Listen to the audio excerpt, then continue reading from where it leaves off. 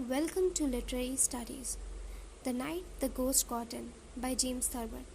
कहानी शुरू होती है कि जो नरेटर हैं उनके घर में एक रात एक भूत घुसाया रहता है। अब नरेटर अपने उसी एक्सपीरियंस या हादसे को आगे कहानी में एक्सप्लेन करते हैं कि आखिर भूत आ जाने की वजह से उनके घर में उस रात क्या क्या हुआ। So let's begin. 17 नवंबर 1915 की रात को हमारे घर में एक भूत घुस आया। उसने गलतफहमियों का एक ऐसा शोर मचाया कि मुझे अफसोस है कि मैंने उसे ऐसे ही चलते रहने क्यों नहीं दिया और बेड पे जाकर क्यों नहीं सो गया।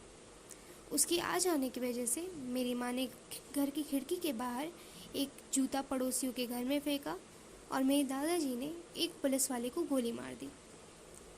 तो जैसा कि मैंने कहा कि मुझे अफसोस है कि मैंने क्यों ही कभी उन पैरों की आर्ट पर ध्यान दिया।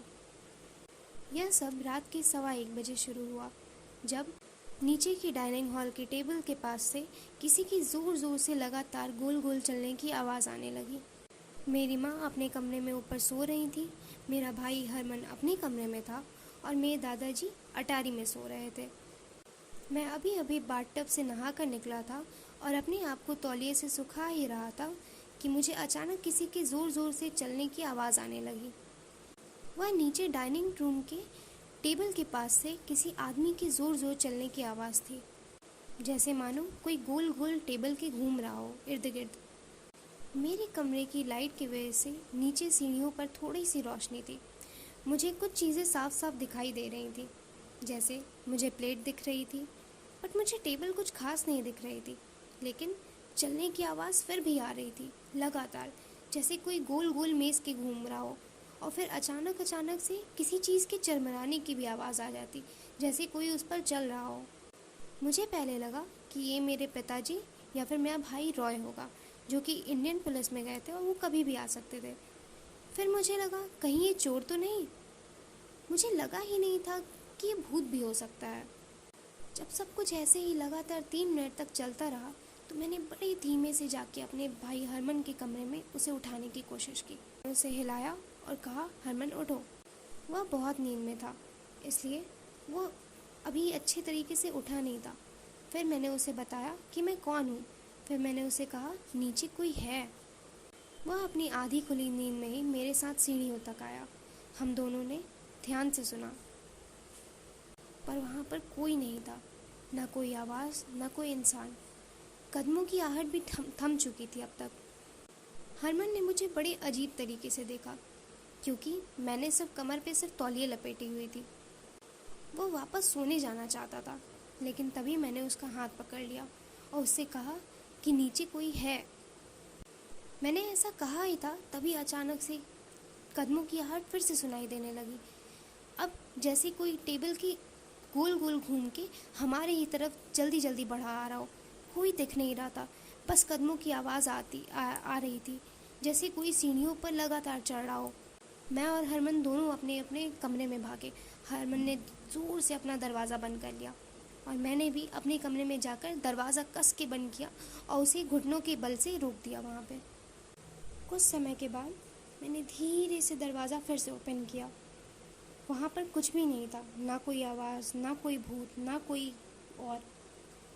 दरवाज़ों की कस के बंद होने की आवाज़ ने माँ को उठा दिया था। वह अपने कमरे से निकली और उन्होंने पूछा कि तुम दोनों आखिर यहाँ कर क्या रहे हो और इतनी कस कस के वो दरवाजे क्यों बंद कर रहे हो। तभी हरमन अपने कमरे से निकला और बोला, कुछ नहीं, बस यूं ही। उसने बोला तो, पर वो बहुत डरा हुआ था। उसका चेहरा एकदम सफ़ेद पड़ चुका था, मानो जैसे उसने भूत देख लिया हो। तभी माँ ने बोला कि और वो नीचे ज़ोर ज़ोर से दौड़ने की क्या आवाज़ थी, तुम दोनों क्या कर रहे हो इतनी रात में। मैंने और हरमन हम दोनों ने माँ को देखा, मतलब वो आवाज़ें माँ ने भी सुनी थी।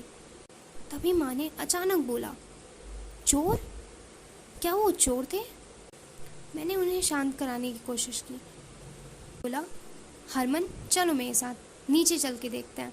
हरमन ने कहा कि मैं माँ के पास ही रुकता हूँ, माँ बहुत ज़्यादा डरी हुई हैं।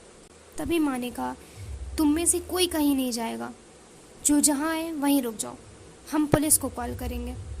क्योंकि फ़ोन नीचे हॉल में था तो मुझे पता ही नहीं था कि हम कैसे पुलिस को कॉल करने वाले थे, और मैं चाहता भी नहीं था कि पुलिस आए।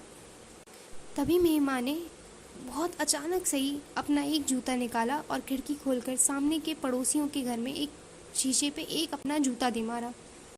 जूता शीशा तोड़कर सीधे पड़ोसियों के घर में जा गिरा। वो घर हमारे पड़ोसी मिस्टर बॉडवेल एंड उनकी वाइफ का था।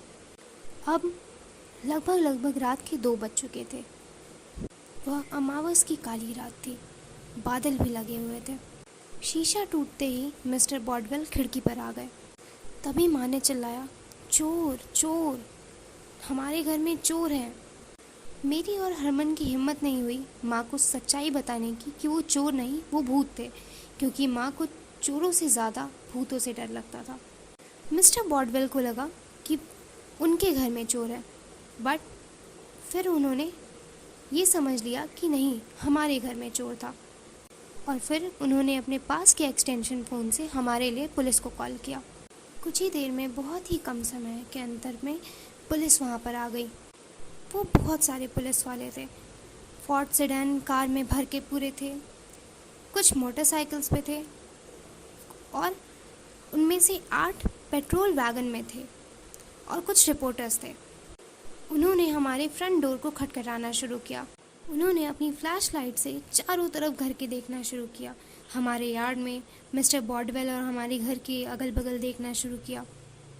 तभी उनमें से किसी ने चिल्लाया कि दरवाज़ा खोलिए, हम हेडक्वार्टर्स से हैं। हम नीचे जाके दरवाज़ा खोल के उन्हें अंदर बुलाना चाहते थे, लेकिन माँ बिल्कुल भी राज़ी नहीं थी इस चीज़ को। वो हमें नीचे नहीं जाने देना चाहती थी। माँ ने कहा, तुम में से कोई 1 इंच भी आगे नहीं बढ़ेगा। फाइनली जो पुलिस थी, उन्होंने अपने कंधों से उस भारी से दरवाजे को मारा और उसे तोड़कर वो अंदर घुस आए। मुझे हॉल में दरवाजे टूटने की और ज़मीन पर शीशों के गिरने की आवाज़ आई। वह अपनी फ्लैश लाइट से चारों ओर देख रहे थे, चारों ओर वो तलाशी ले रहे थे। उन्होंने हॉल में ढूंढा, आगे के कमरों में ढूंढा और फिर उन्होंने ऊपर मुझे खड़े हुए देखा, कमर में तौलिए लपेटे हुए। एक पुलिसमैन ने ऊपर आते हुए पूछा, कौन हो तुम? मैंने कहा, मैं यहाँ रहता हूँ, ये मेरा घर है। उसने कहा, आखिर दिक्कत क्या है? क्या तुम्हें गर्मी लग रही है? ये सवाल पूछने वाला भी था, क्योंकि उस टाइम बहुत ठंड थी, वह सर्दियों का मौसम था। मैं अपने कमरे में गया और मैंने कुछ कपड़े पहन लिए। मैं कमरे से बाहर निकल ही रहा था कि एक पुलिस वाले ने मेरे रिब पे, कमर पे एक पिस्तौल लगाई और मुझसे पूछा, कौन हो तुम और तुम यहाँ क्या कर रहे हो? मैंने फिर बोला, मैं यहाँ रहता हूँ। ऑफिसर इंचार्ज ने मेरी माँ को कहा, मैम, यहाँ पे किसी के भी अंदर आने के कोई निशान नहीं है, हो सकता है वो भाग गए हों। वो दिखते कैसे थे? ऑफिसर ने पूछा। वो 2 या 3 थे, मेरी माँ ने जवाब दिया। वो इधर उधर ढूंढ रहे थे कुछ, और वो दरवाज़ों को कस कस के बंद कर रहे थे, भिड़ा रहे थे। वेल, ये तो बहुत अजीब बात है मैम, क्योंकि आपके सभी खिड़की दरवाजे सभी अंदर से बंद थे। नीचे हमें बाकी पुलिस वालों की आहट सुनाई दे रही थी। बस चारों ओर थे दरवाजे, खिड़कियाँ, ड्रॉर्स, सभी को कस कस के खोल के और बंद करके देखा गया। फर्नीचर्स को पलट पलट कर भी देखा गया। लगभग ½ डज़न पुलिसमैन अचानक से हॉलवे से ऊपर आए। वह ज़मीन को भी पैर पटक पटक कर चेक करने लगे। बेड्स को दीवार से अलग करके देखा, कबर्ड से सारे कपड़े निकाल के देखे, सारे सूटकेसेस, बॉक्सेस, शेल्फ्स सब खोल खोल के देखा, लेकिन कहीं पर भी किसी चीज़ का कोई निशान नहीं था। यहाँ पर किसी का भी कोई निशान नहीं है, किसी के अंदर आने का नहीं, किसी के बाहर जाने का नहीं, यहाँ पर कुछ भी नहीं है। फिर 2 पुलिसमैन ने आपस में मुझे दिखाते हुए बात की कि ये आदमी सिर्फ टॉवल में था, ये बिना कपड़ों के था। उन सब ने मुझे बड़े अजीब तरीके से देखा। हम सब शांत ही थे, तभी अटीक में से अचानक से किसी चीज़ के चरमराने या किसी के कुछ घूमने की आवाज़ आई। मेरे ग्रैंडफादर बेड पे इधर से उधर घूम रहे थे, ये उसी की आवाज़ थी। ये क्या था? पुलिस वालों ने पूछा, और तभी 5 से 6 पुलिस वाले अटीक की तरफ जा पड़े। इससे पहले मैं कुछ बोल पाता और उनको समझा पाता, उन्होंने अटीक का दरवाज़ा तोड़कर अंदर घुस गए। मुझे रियलाइज़ हुआ कि ये बहुत ही बुरा होगा अगर ये बिना बताए दादाजी के कमरे में ऐसे घुस जाएंगे, या अगर बता के भी घुस जाएंगे, क्योंकि वो ऐसे एक फेज़ में थे जहाँ पे उन्हें लगता था कि भगौड़े आ रहे हैं। जब मैं कमरे में पहुँचा तो तब तक सिचुएशन काफ़ी कंफ्यूजिंग हो चुकी थी। मेरे ग्रैंडफादर को लग रहा था कि जो पुलिस वाले हैं ये कोई और नहीं, ये भगौड़े ही हैं। तभी मेरे दादाजी ने एक पुलिस वाले की गन छीनी और फिर उसे कंधे में शूट कर दिया। हम सब किसी तरह नीचे आए और दादाजी को फिर से उसी अटीक में कुछ देर के लिए बंद कर दिया ताकि वो शांत हो जाए। दादाजी ने कमरे में 1 और 2 बार और फायरिंग की और हम सब बाहर आ चुके थे। तभी मैंने जोई को समझाया कि उन्हें लगता है कि आप भगौड़े हो। पुलिस वाले जाने को तैयार ही नहीं थे, उन्हें किसी भी हालत में चोर चाहिए था, लेकिन उस रात उन्हें वहाँ कुछ भी नहीं मिला। हम सब बात कर ही रहे थे तभी एक रिपोर्टर वहाँ आया और उसने मुझसे पूछा कि आखिर बात क्या है, क्या हुआ है। मैंने सोचा उससे मैं सही सही बताऊँगा और मैंने उसे कहा कि हमारे घर में एक भूत आ गया है। रिपोर्टर ने मुझे बहुत अजीब तरीके से बहुत देर तक देखा और फिर वो वहाँ से चला गया। उनके पीछे पीछे पुलिस वाले भी निकलने लगे। जिस पुलिस वाले को दादाजी ने गोली मारी थी वो अपने कंधे को धीरे धीरे पकड़ पकड़ कर आगे जा रहा था और दादाजी को कुछ न कुछ कहते हुए जा रहा था। तभी मैंने कहा कि मैं आपकी गन कल पुलिस स्टेशन में वापस लेता आऊँगा।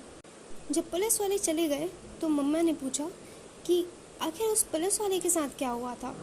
मैंने बताया कि दादाजी ने उसे गोली मार दी क्योंकि दादाजी को लगता था कि वो एक भगौड़ा है। माँ ने कहा वो काफ़ी अच्छा दिखने वाला था।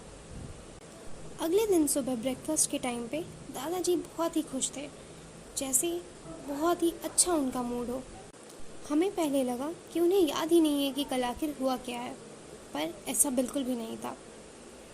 अपनी कॉफ़ी का तीसरा कप पीते ही उन्होंने मुझसे और हरमन से पूछा आखिर उन पुलिस वालों को घर में बुलाने का इरादा क्या था, और हम दोनों ही शॉक्ड रह गए। If you like the content, don't forget to like, subscribe and share. See you next time.